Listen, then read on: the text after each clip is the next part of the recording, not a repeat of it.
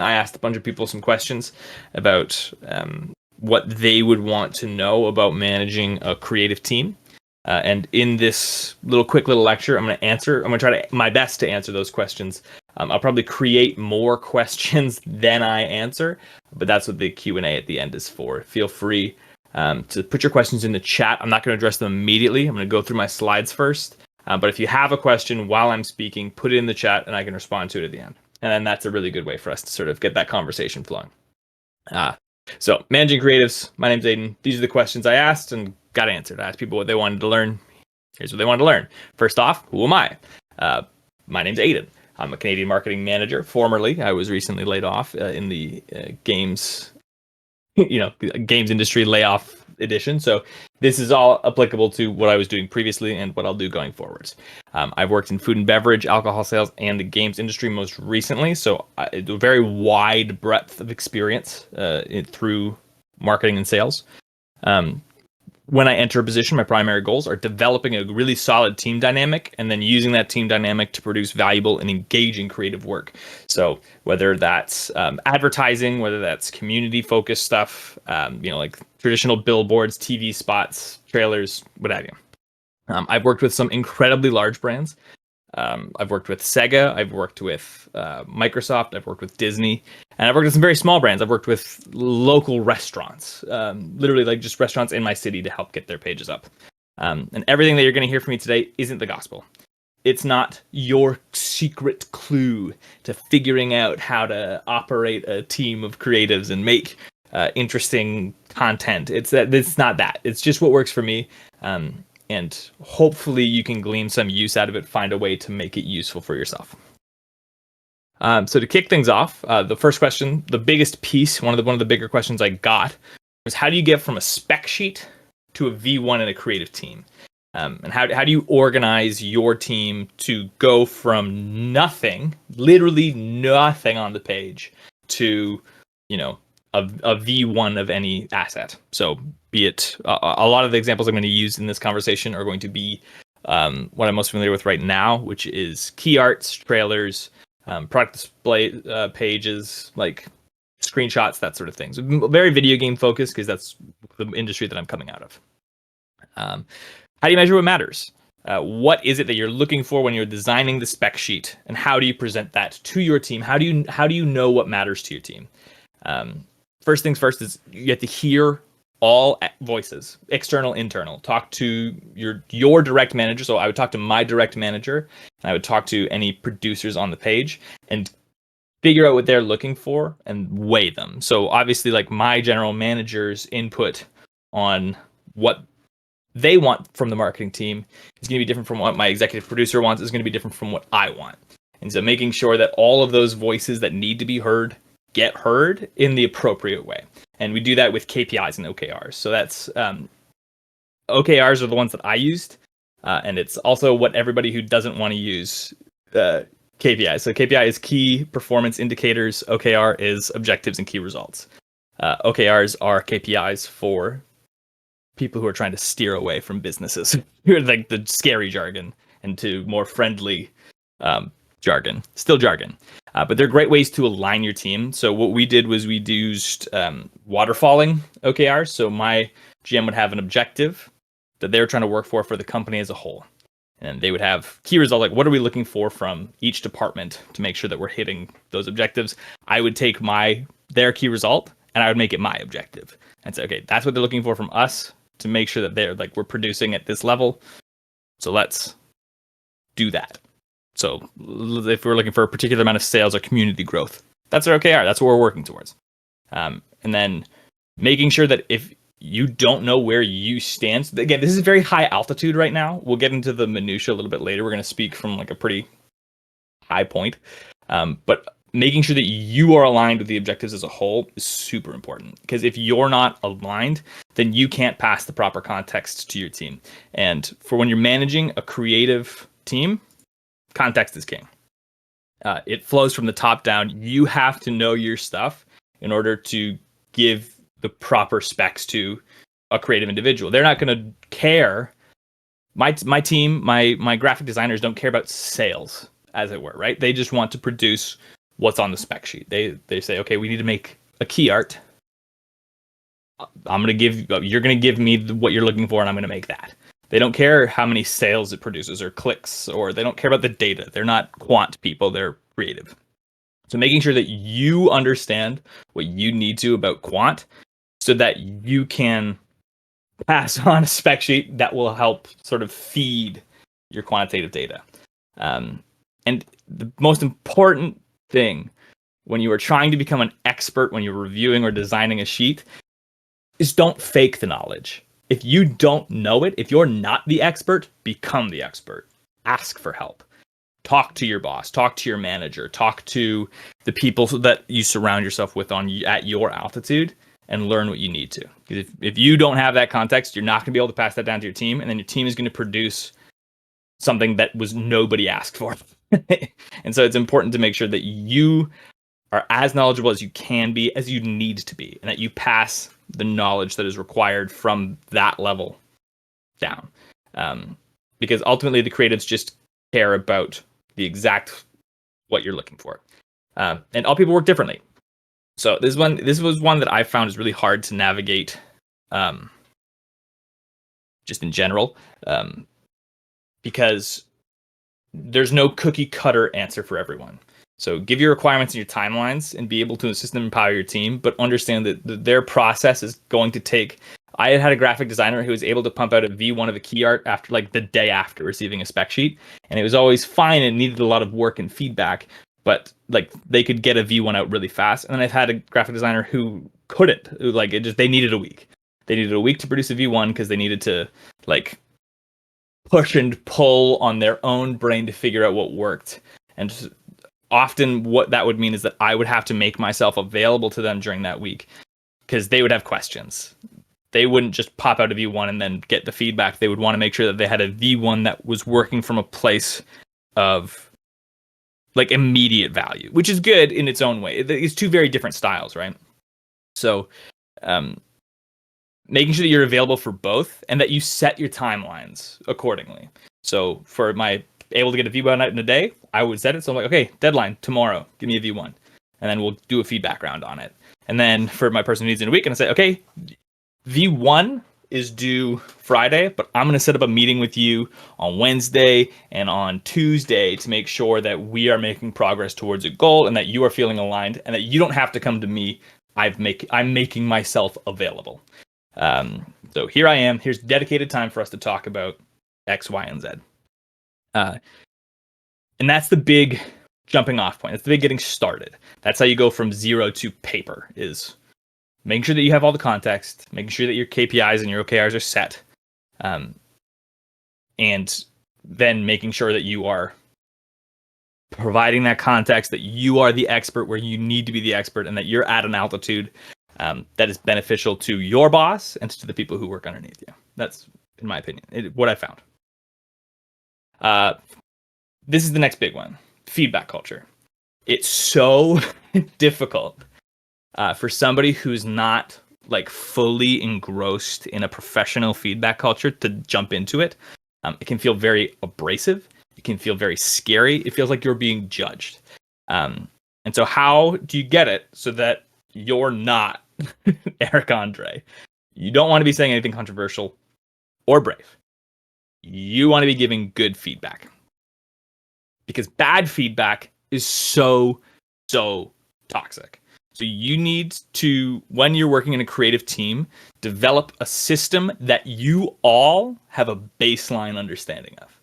Everybody needs to be on the same page on how you give and receive feedback so that you can effectively create ultimately the best product. So if somebody gives back a V1 and you say, and maybe you look at it from your perspective, because that's all you can give. Like, that's the sort of, I'm skipping ahead a couple points here, but know your altitude and what version you're giving feedback on. So if you're giving feedback on version 1 and it doesn't align with your marketing goals, but maybe it aligns with we'll do game dev. Maybe it aligns with what the art director's looking for, or what his, he gave you the art spec sheet and it fits really well, but it doesn't hit your marketing goals. It doesn't hit, there's not enough action. It doesn't show enough of what you're looking for. Like it doesn't evoke the right feeling. It doesn't feel very attractive. People don't want to look. You don't want to look at it. Like, you know, whatever your metrics are for success there. Know your altitude. Don't give art director feedback. Give marketing director feedback, and don't give feedback for feedback's sake. We'll talk about it a little bit later about sort of how to give better general feedback, but feedback for feedback's sake just makes you the bad guy. It makes you a dick for no reason. You don't need to be. Good, honest feedback is curious. So if you, maybe the best thing to do is ask a question. So if it's not hitting your marketing objectives, if it's not applicable, it's not engaging, you don't care about it, ask. Say, why did you choose to do this? What inspired you for this piece here? Ask questions to force people to give you answers so you can have a conversation about making it better. In order to get into a good feedback culture, use a framework. I'm going to give you a couple frameworks in the next slide here that you can use. These are not gospel. These are things that have worked for me. And it's really hard because culture is buzzword city. A lot of people talk about the theory of culture, but the practice is more important. So feedback is give and feedback is take. So you have to learn how to give feedback. You have to know how to take feedback. And this is what your team should be aligned on, right? Especially in a creative industry, it needs to be actionable and it has to assist. Yeah. Actionable meaning when you're giving the feedback, is this something that can be worked on? You know, am I just saying I don't like the color? I don't like the color of this. It's a bad color. Redo it. I don't like the color. That's not actionable. You're not doing anything. You're just giving feedback, right? So you want to be able to make sure that it's actionable and that it is to assist. So maybe, this skybox isn't really, the tone. That's not what it's going to look like in the final version. So maybe we shouldn't be using that skybox in our view ones, just in case we forget about it later on. Is there a way that you can remove the skybox or change it to what it's going to look like in the final to make this look a bit better so that we can have a better idea of the palette that we're going for, let's say. And then when you're, as a creative, getting that feedback, appreciate it, right? Say, hey, thank you. Thank you for giving me that feedback. I really appreciate your insight into this product. And this is the trickiest part, accept or discard.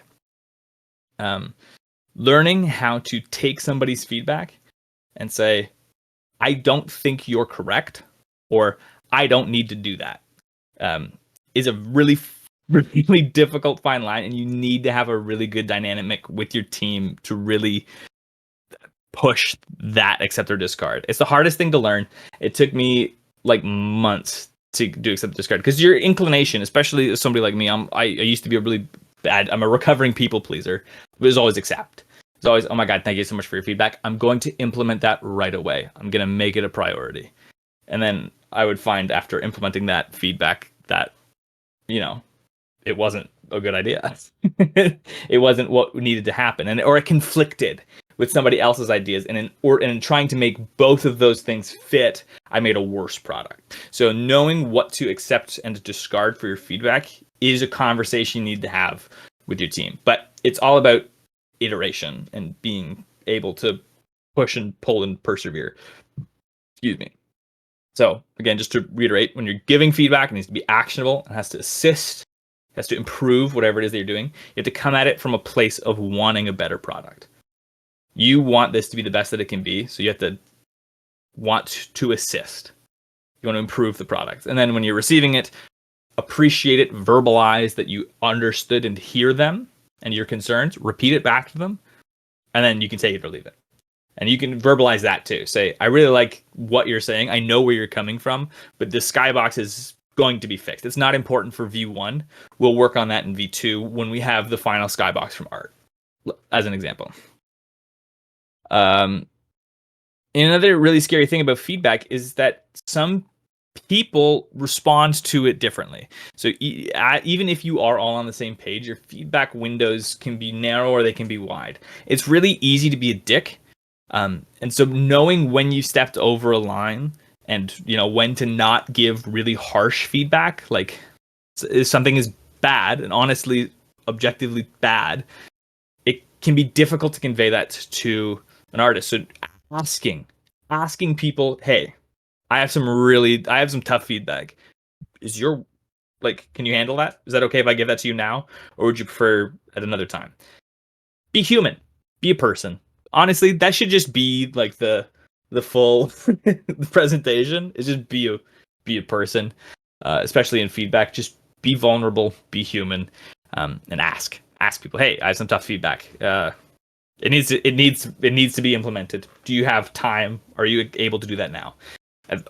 Conversely, it's very easy to be passive and not give feedback that is required. You're like, oh, I don't want to hurt their feelings. In a professional setting, it's not about hurting people's feelings. It's about making sure that the product is good. And so that sort of loops all back around to that team alignment, to making sure that you're all on the same page. You all know your feedback stuff. There's days where you're not going to be able to handle a lot of feedback, and that's fine. In the book Creativity Inc., Pixar goes over their process, and they do what's called a brain party, or yeah, I think it's called a brain party, where you get all the people in a room together, and you know what's going to happen. It's a scheduled meeting, and you know that in that meeting, the creative's work is going to be pulled apart, like piece by piece. Everything that is wrong with it is going to be pointed at and discussed for an hour. And so you can sort of prepare yourself for that make sure that your feedback window is open. So maybe if that might be worth it to you to set up that time with your creatives to make sure that they're in the right emotional state and that you're giving the feedback that needs to be given for ultimately what is going to be the final product. And it works at Pixar. Their movies hit, and if something's not working, they're told about it and they change it. Oftentimes it'll just be like the director, and whoever else, and then any producer that needs to be there. And so it can be really, really hard, but ultimately that's how it has to work, or you're not going to create something that is good. You're going to create something that is fine. All right. Now that you've got all of your internal stuff managed, you can communicate with your team so effectively. You're professionals at it at this point. You know how to give feedback, you know how to receive feedback, and everybody on your team talks on the same page at the same level. Externally, people don't talk like that. People aren't going to be aligned with you, especially if you're working with an external contractor. And so I have Sonic the Hedgehog here because one of the biggest projects that I work on was with Sonic Team. And it was with Izuka-san, the lead of Sonic Team. Like the guy. That's the guy. It's like Sonic's dad was the one who was giving us feedback. And I had to translate feedback from the creator of, or I guess from the current manager and leader of Sonic Team to my team. And that can be very, very difficult, especially if they have a different style of communication than your team. And often that means you're going to be the bad guy. And it's okay. Sometimes you have to be the bad guy. A big piece of what happens when you receive external communication is that you want to shield your team. You have the instincts to want to protect your team and your assets and the things that you've been making. See, I switched from Sonic to Shadow. Shadow's kind of the bad guy. It's fine. Don't try to deflect that. Don't try to deflect that criticism from the team. Don't try to shield them. You need to give them the feedback because ultimately the external stakeholder, especially when we were working on Sonic, I'm not going to say, oh no, Izuka-san was wrong. Izuka-san is the foremost expert on all things Sonic. His feedback needs to be heard. But sometimes you can take it and translate it into the culture that you've developed and the communication style that you and your team have to present what the feedback actually ends up being and what is required of your team. So if Izuka-san gave us a note saying, hey, this is bad. This character looks terrible. I don't like him. I don't want to see him. Make him different. Don't use this model. Don't use this asset. It looks bad. You have to tell your team that. You got to tell your team, hey, this does not fit with the brand. Izuka-san says, bad brand, so we can't do that. And that's fine. Because your team will understand, hopefully, if you've developed that. Use your framework, give actionable feedback that everybody can get through. And alternatively, by the end of the project with Izuka-san, we had developed a really, really good bond. And Izuka-san had gotten so good at altering assets just in MS Paint. Like we would send a key art, and he would have drawn over the key art like by hand, showing what he was looking for. I was just able to screenshot it, send it to my team. Like by the end of that, sometimes like a talented external team will tell you what they're looking for, give you exactly on the nose. Um, and you're still the bad guy. You still have to give some hard criticism, hard feedback. But if you are presenting it that is digestible and that is straightforward and direct, well, it doesn't matter. Your team will understand that work with it. Again, it is mostly just about developing the report. In summary, have a good report. If you don't have a good report, use the framework. Look at that. That's all I heard down. Those are the big questions that I got asked. How do you deal with external feedback? How do you deal with internal feedback? And how do you go from 0 to 100? So those are all the questions that I got asked. I'll do a quick summary. We'll go back to it. Oh, boy. Have to be paid, guys. Be the context leader on your team. Give good feedback and have a framework in which you can give good feedback. Make sure that everybody's feedback window is there and appropriate. And then when you're dealing with external criticisms, use your developed feedback tools and translate it. Or if the feedback is good enough and the team that you're working with is talented enough, just send it directly, and your team will understand. And that's what I got. Those are my pieces.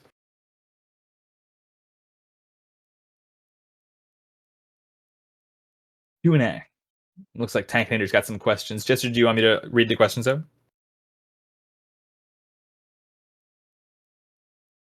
Okay, I'll do it. Tank Nader asks, how do you create KPIs that don't create perverse incentives and align with both what is needed and also with the different types of people and processes? That's a really good question. It's why I don't like KPIs. It's why I like OKRs, because they feel a bit more wieldy.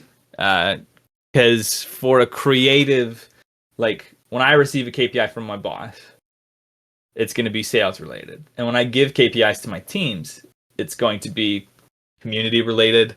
It's going to be like very specifically product related. Like if we need to have 10 screenshots, then a KPI is you've made 10 screenshots that got approved, right? And so for my community manager, it's going to be you've made 5 posts that have X level of engagement, and then I translate that data into whatever sales KPIs that we're working with, right? So OKRs is what I normally use because they cascade a little bit easier. Like my boss had an OKR, they had a key result. They had an objective, and within those objectives was their key results. And one of those key results applied directly to my team. So I took that key result and I made it my team's objective to achieve. And then from that objective, I made 3 more key results, and then I gave each of those to different members of my teams based on how they could contribute to my objective, which would contribute to my boss's objective, if that makes sense. So again, I really wish I could be more specific, but it's hard to navigate. I'm under so many NDAs for our most recent project, which is when we really implemented a lot of this stuff. But yeah, so make sure that you're creating objectives and key results that feed into the greater goal, and also have a greater goal for your team that each key result that your team members are working on feeds into. So it's a big waterfall. You're making a pyramid scheme, but easier. And then your second question was, how much of giving good feedback has to do with the content of the feedback itself versus the method by which you give it? So content of the feedback being constructive and relevant, versus method being I statements, empathetic, etc. Honestly, good feedback is direct, which is why it's important to ask about feedback windows, I find, to make sure that they are able to receive direct feedback right now. If they can't receive direct feedback, they're saying, hey, I'm having a really bad day. Can we do this later? I have other stuff to work on in the meantime. Please, God, leave me alone today. I can't handle feedback. Great, right? That is important. Knowing that they can't receive it is important. Now, if they can't receive it for a week, that's a problem. That's a different issue, and you have to find ways to give that direct feedback regardless. But constructive and relevant feedback that is direct is going to be, I find, is so much more impactful than empathetic feedback. In Again, in teams that I've worked on, it might be different. Some people might be better at receiving indirect feedback, but then that's just knowing how to give direct feedback indirectly and how that person talks and receives and interacts with that, with you and feedback. Rapport is everything. At the end of the day, ultimately, if you don't have a good rapport with your team, it's going to be really hard.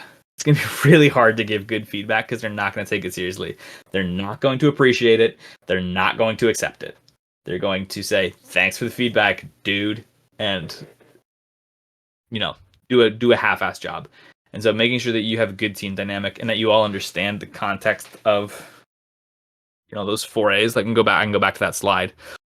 Making sure that you operate under this framework is super, or a framework. This is the framework that I've used in the past. Make sure that you operate within it is important.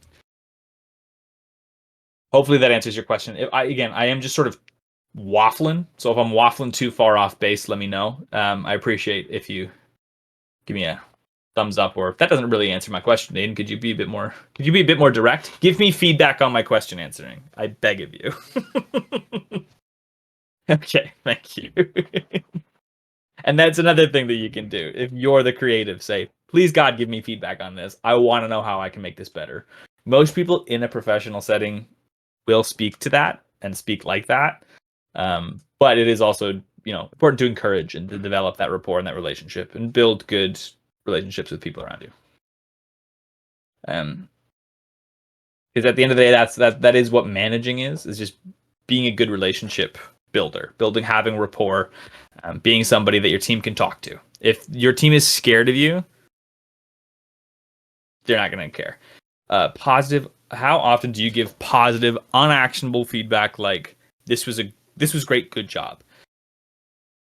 I will never say something so broad. I will pick something very particular. If I have no immediate feedback on my altitude, so if I'm looking at like a V4, V5 sort of end of the road asset, and they hit the marketing notes on V2. I was like, oh dang, they nailed all of my content so fast. I will say exactly that. I will say, you really nailed the tone of this in V2, and you have continued to nail the tone that I require. Thank you. This is great. Please go see the executive producer, the general manager, for any additional notes, and then I'll send this off for external. Right? So positive feedback is still good feedback to give, but knowing how to phrase it in that encouraging way where people want to come to you for it is really important.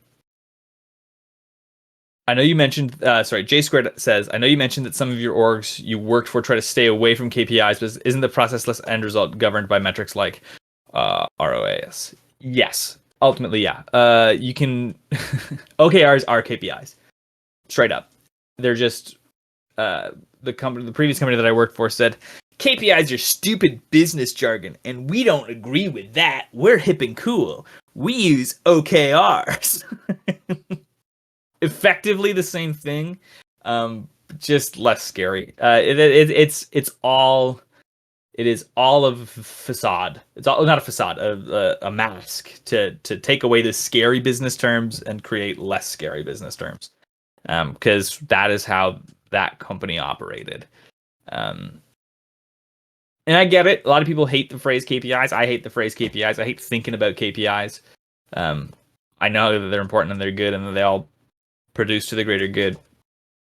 And OKRs, it just softens the blow. That's all it is. Just softens the blow. Yeah. Thank you for your question, J Squared.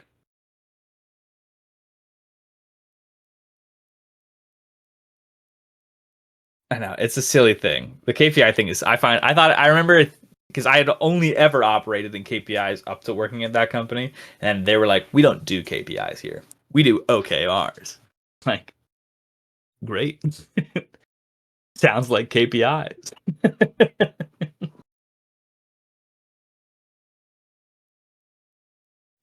So it's, whatever. If you got any more questions, please feel free to put them in the comments. Technator asks, one last question about feedback. How much feedback do you give about long-term improvements rather than improvements to the current thing? Like, you could work on improving your lighting effects or something else that's more general. That's a great question. I didn't no, honestly, it is a good example. So don't worry about that example specifically, but uh feedback. I, as a manager, always set aside an hour a week per each of my directs. Or sometimes it was longer than an hour, sometimes it was shorter than an hour, where we talked about whatever it was that they wanted to talk about. It was their opportunity to ask me what they could improve on, what they liked from that week, what they didn't like from that week, how their career is going, their trajectory in places and things. And so I would give feedback like that. Then I would say, you've done I really like the last 2 assets that you produced. I've noticed that you've been trying to, you haven't been outlining your models. What's up? Is it an effort thing? Is it too much high efforts to outline the models? Do we need to find a better way to do it? Do we need to do you want me to sign you up for a class? Or is it just you're trying a new style? And then we would talk about it, right? And so I would dedicate an hour a week to just have that conversation. And then I always have my DMs open. We sat in a freaking cube. Like, we all sat back to back with each other. So we were all always talking about this sort of stuff anyways. But I had a designated hour a week where we talked about specific improvements, and feedback as a whole. It's an opportunity for me to give them feedback and them to give me feedback. Ultimately, it's whatever they wanted to talk about. And so oftentimes the conversations always started with, how do you think I did this week? What can I do better? And then we jumped into stuff like that from there. One-on-ones, super important. And it's really, honestly, it's a great opportunity to build rapport. One-on-ones are an incredible rapport building tool that a lot of people don't do.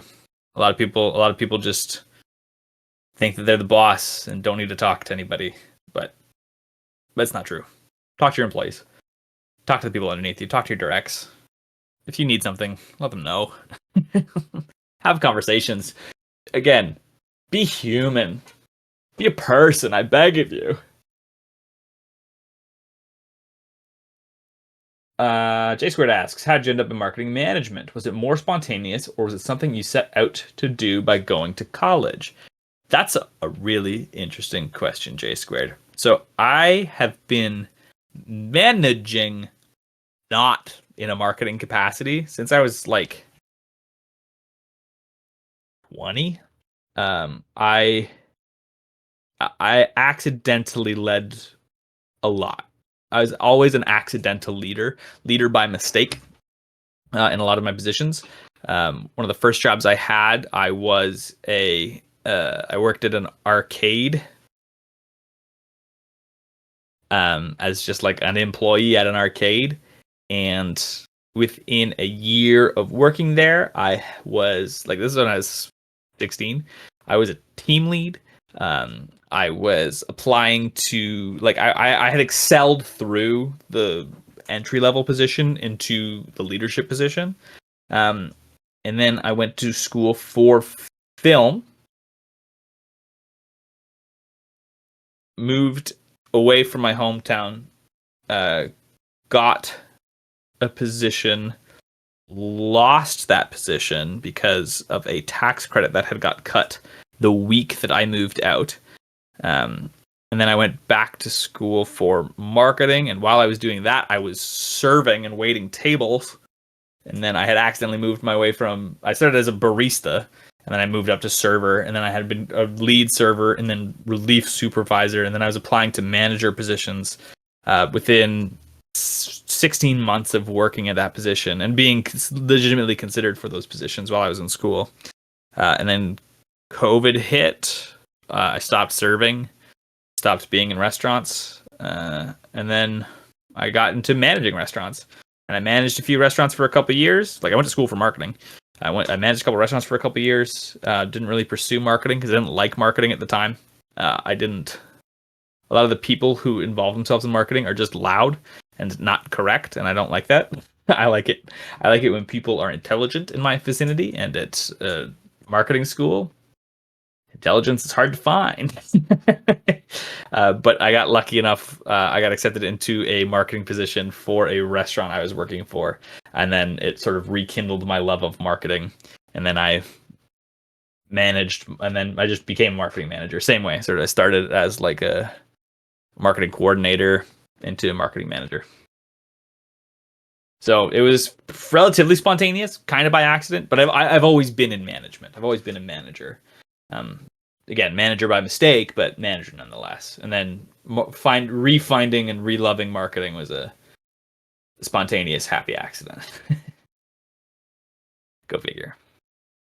Here, I'm going to move my camera here so I can see you guys better. So I'm looking more at you when I'm speaking and not over to my second monitor.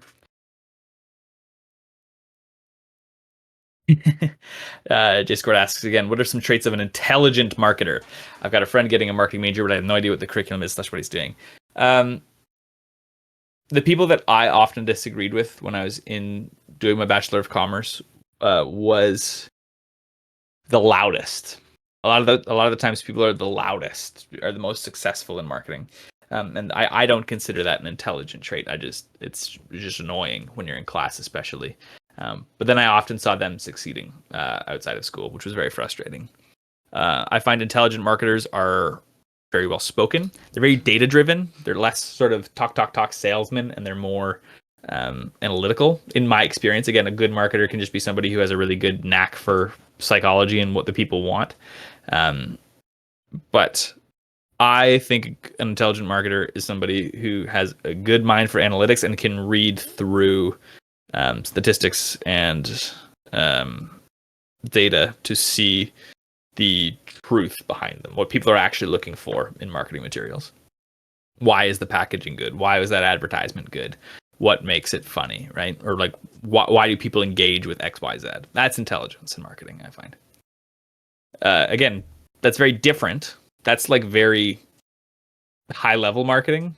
You can be a good marketer as somebody who is just social. You can succeed and excel in marketing as just an extrovert, as a loud extrovert. You don't need to have the analytical mind at all, and you see that a lot.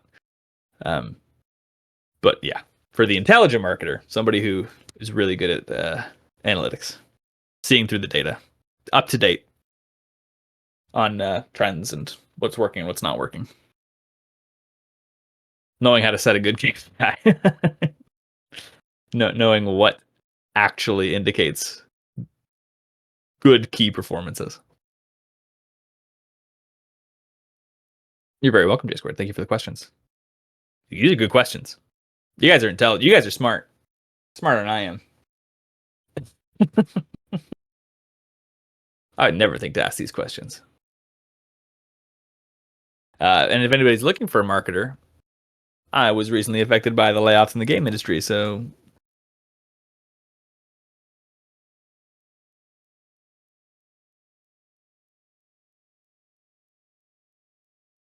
we get more questions.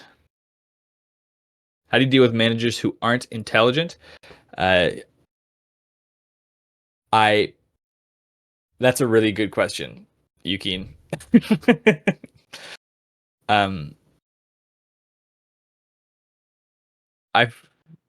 You tell them, or not directly, but if somebody is overstepping their bounds and interfering, you let them know that they're being an interference. You say, "Hey, this is what I'm trying to execute on, and you're pushing me in a different direction, or this isn't aligning with what it is that I was told." Give feed. So this is something that I didn't put in the slideshow, but I thought about putting in the slideshow, which is a feedback method for behavioral feedback. And because a lot of the time, what you're going to find is that asset feedback is all well and good, but the behavioral stuff is important too. So I have my trusty notebook, Because I knew this kind of question was going to come up, and I didn't put it in the slideshow because I didn't think it was going to be important. It's important. So for behavioral impact, I use a system called SBI. You probably Google it and you get a better response than I can give you. That's situation, behavior, impact. This is what's happening. This is the situation. This is the behavior that you're exhibiting that's causing the situation, and this is the impact that it's having on me. So if you're dealing with somebody who's not intelligent, again, not your judgment call. They got to where they are for a reason. So maybe they're just intelligent in ways that you don't see. That's, be empathetic, be a human. But if they're legitimately just unintelligent, have that conversation. Say, hey, here's the situation. You're impeding on the work is being impeded on. You're giving me conflicting things. Here's the behavior. You're saying X, Y, and Z, and here's the impact that it's having on me. I'm unable to produce at the highest level. We need to resolve this. Have the conversation. Have a rapport to have that conversation. If you don't have that rapport, work on that rapport. Work on the ability to give that person feedback on their behavior. And if they're unwilling to do that, then that's a conversation that you need to address at a much different level.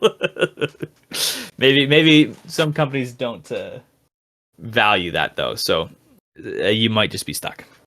But ultimately, I always say be a human, be vulnerable, be open, and people are pretty responsive to that. There was a study that showed, again, this is me paraphrasing like heck, so grain of salt. But there's a study that showed that people like to think that they have to earn vulnerability, where you have to build trust, build trust, build trust, build trust, and then you can open up to how you really feel. When in reality, trust was built much faster if you opened up to that stuff right away. And so it was about a series of questions where, there's empty questions that you can ask somebody, like, how's your day? How was your weekend? How is the month of February? And that kind of builds rapport, but ultimately it's fairly hollow. And by being a bit more vulnerable in your questions or in your feedback, you can create a much stronger bond much faster. And it doesn't, the threat is that it turns people off or turns people away. But they found the opposite was true. The book that I was reading for that one is in The Culture Code, is the book name. There's more direct references and links in that book. But it's a good thought experiment. And it's a good read, especially for people who are looking to improve business culture.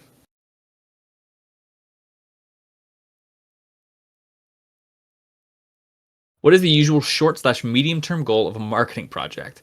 A lot of ads that I encounter, I tune out, but I'm also aware that some ads are trying to keep a product in front of mind instead of pushing a sale in moment. J Squared, you answered your own question within your question a little bit. I have worked on products where it was just an unproven product, but it was good. It was a good product. It was I'll say it was an alcoholic product, technically. And so it was a good product that was unproven. And so the only way to get people to buy it was if they tried it. And so it was my job to put very attractive people in stores that sold alcohol. So, because those people would be enticing, and say, hey, try this product. You have to try this. It's so good. I think it's so good. Don't you trust me? And then people would try the product, and then it actually was good, and they would purchase. So sometimes that is, for a short-term goal, that is it. It's just getting it in people's faces and mouths and them trying it. And then for that same company, I've had long-term goals of keeping it front of mind so that they are more willing to taste it. So they had one product that was tested, that was verified, that was good. And so just making sure that it was front of mind for when people went to the alcohol store to purchase, that it was the first thing that they thought of. So that's like billboards, that's ads. It's not, we don't care about retention on those things. Oftentimes it is just eyeballs, making sure that people see it, that it is engaged with. And so the most important metrics on something like that, we could use internet ads. It's how long did they look at the ad? How long were the eyeballs on the page for? Or for a billboard, how many people passed by it is a big one. So the goals depend. Super, super, super different goals. Yeah. So for the tried and true stuff, if you're not building rapport, if you already have market share, then it's just front of mind. But if you don't have market share, then it is proving that you are worth investing in. I hate endorsing him, but Simon Sinek has really good insights on this. Like Simon Sinek is a brilliant. He's great. And he has a lot of good thoughts. I just don't like the way that he speaks a lot of the time. He's a very repetitive speaker. But Simon Sinek is a really good. It's the theory of innovation, I believe, is the bell curve. If you go to a business school, they teach it pretty early on, where it's getting people to be, like early adopters, and like how you get people. Once you get to a certain point, there's like a cataclysm of your total sales, and so it's just making sure that you excel past that, and how you excel past that. I believe it's the theory of innovation, I believe is the name of it. Simon Sinek has a really good talk on it. I'll see if I can link it. Sinek theory of innovation. He calls it the law of innovation. I disagree. Law of diffusion of innovation here. He doesn't talk about it here. Again, he repeats himself quite a bit, but it's a 5-minute video. Gives you a really good insight into what that is. And most businesses use the law of diffusion of innovation. So it's a theory, the theory of diffusion of innovation. But Simon Sinek says it's a law because he's a very skilled marketer.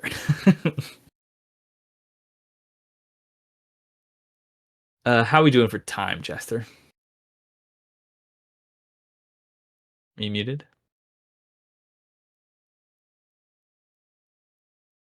Am I muted? Have I been speaking into a void this whole time? Nobody's been able to hear me?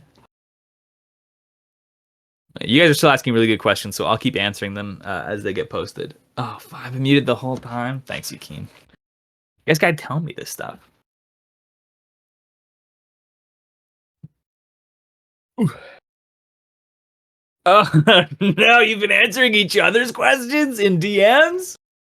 Oh, no. What the hell?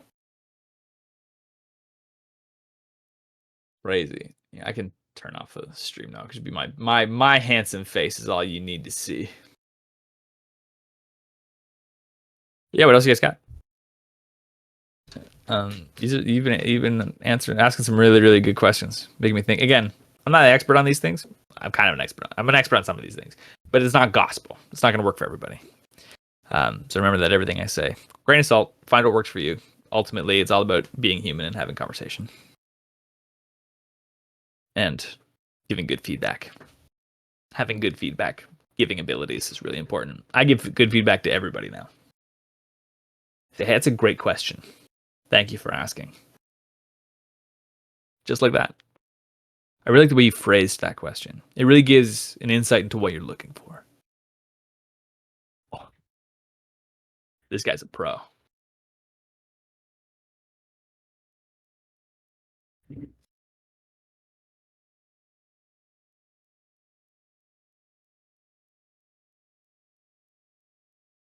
Yeah. Thanks for your questions, J Squared. Really, really great and informative. Jester, is that good? Do you have any questions for me, Jester? Jester's gone. Fell asleep. My voice soothed Jester into a sweet lullaby.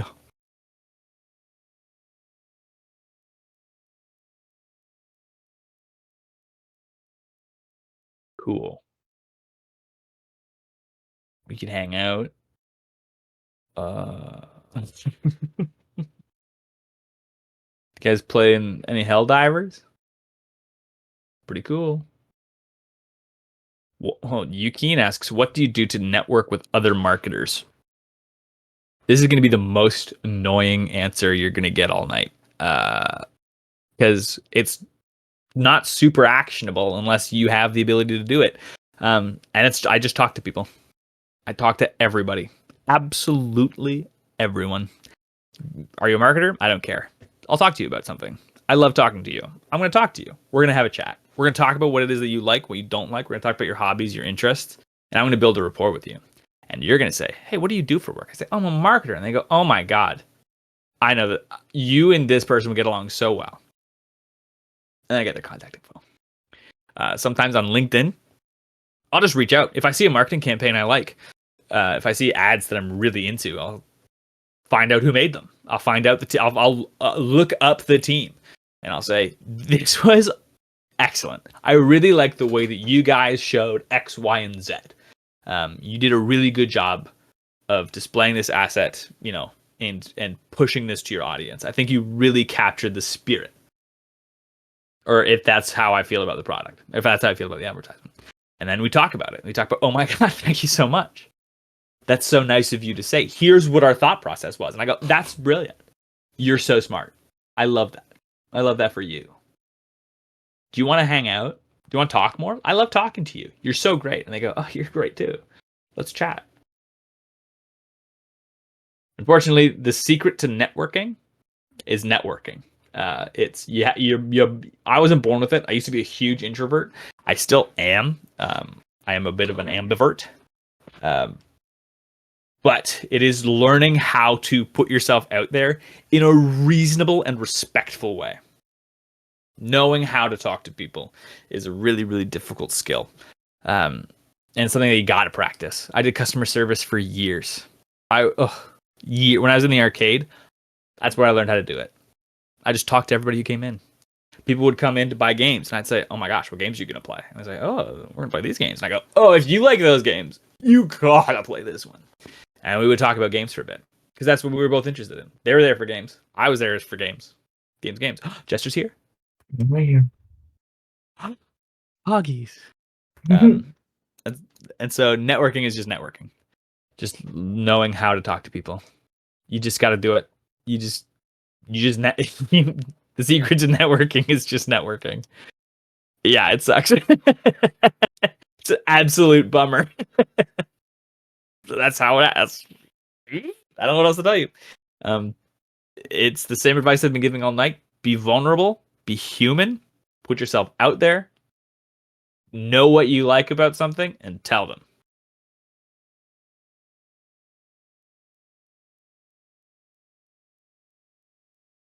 That's the business, man. That's All it. right. All right, what was the last question here? I feel like I may have missed a few things. Definitely didn't fall asleep. I That's figured that's okay. probably what happened. Yeah, That's okay. The recording is going to be great. I yeah. only scold you twice for falling asleep. So Okay, that's good. I'm sorry about that. It's been a long, okay, Chester. like 18 No hours. worries. I've More than been that. running show. We've been having a great time. Thank you so much. I'm sorry about that. Anyways, Not one about last it. question. What do you enjoy most about your job? What keeps you coming back? I know you, not right now, but right back when you have Not right one. now, but previously, it is the people aspect. I really, really, really like people. I like learning about people. I like talking to people. One of our most recent projects, one of the last projects that I got to work on, the last big one that I got to work on, we brought it to a convention, and I just got to hang out and talk to everybody: developers, players, parents, kids, like the whole 9 yards. And I just talked. I talked for 3 days straight. I just had awesome conversations with really cool people. And I got to learn a lot about how people play games, why people play games, and just who people were. I've made a lot of really good connections through that. So my favorite thing is talking to people. That's the best part about the job, for sure.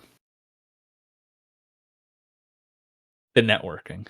Thank you. I'm gonna link a message in chat here. This is I'll link to message right below where you can sign up to lecture if you want. Right above it is lecture ping roll if you want to do that. We'd love to have you come here and lecture if you've not already. And I'm going to apologize again for falling asleep. I'm very tired. The video will be up not tonight but tomorrow after I wake up because I'm going to bed. I hope he's going live for Marketing Monday, so if you want to watch that, definitely do that. Otherwise, thank you guys. Have a great night. Thank you, Aiden, for doing this. I really appreciate Thank it. you for having me. It was fun. Bye. Bye.